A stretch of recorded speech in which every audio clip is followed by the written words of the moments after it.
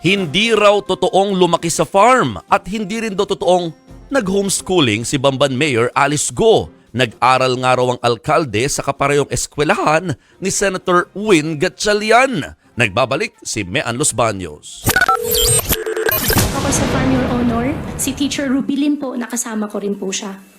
Ang mga sinabing yan ni suspended Bamban Tarlac Mayor Alice Go sa pagdinig ng Senado noong May 22, hindi raw totoo, ayon kay Senator Sherwin Gatchalian. Apparently, si Go Huaping or si Alice Go hindi lumaki sa farm. Hindi rin siya homeschooled. O hindi siya homeschool ni Rubilin. Inilatag ni Gatchalian sa pagdinig ng Senate Committee on Women and Children, Family Relations and Gender Equality ang mga patunay na hindi homeschooled si Mayor Go, aka Go Huaping. Katunayan, pareho pa pala ng eskwelahan noon sina Go at Gatchalian. No, kahit nga lumabas sa hearing yung totoong pangalan niya, nag-aral siya sa parehas kong school, sa Grace Christian High School, for grades 1, 2, and 3.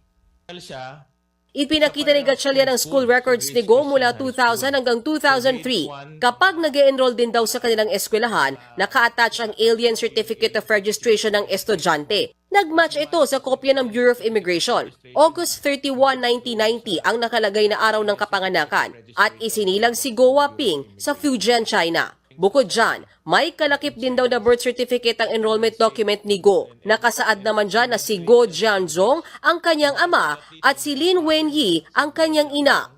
Sayang naman itong mga pieces of evidence. Gusto ho namin magamit para lalong tumibay yung kaso na ifina-file po ng ating Solicitor General. We will be happy to receive these documents, Honorable Senator, and we will consider the same together with the team, together with the Honorable Solicitor General on the deliberation on the filing of a quo warranto. Sa gitna ng mga bagong revelasyon sa pagkatao ni Mayor Go, no-show pa rin siya sa pagdinig kanina ng Senado dahil sa problema niya raw sa mental health. Pero duda dyan ang ilang senador dahil wala namang medical certificates ipinadalang letter of explanation ng alkalde. Nakakahiya naman po dun sa mga tunay na may mental health condition. I would just like to reiterate, Madam Chair, na seryosong usapin ang mental health at hindi po ito dapat ginagamit na dahilan para magsinungaling. Our system may be brittle, but it is not broken. Sisingilin ka. Sinisingil ng sambayanan si Mayor Guo. Hindi na nagpatumpik-tumpik ang komite. Agad inaprubahan ni Senator Risa Hontiveros ang mungkahi ng mga kapwa-senador na i-cite in contempt si Mayor Go at 7 iba pa na idinadawit sa illegal pogo operation sa bansa.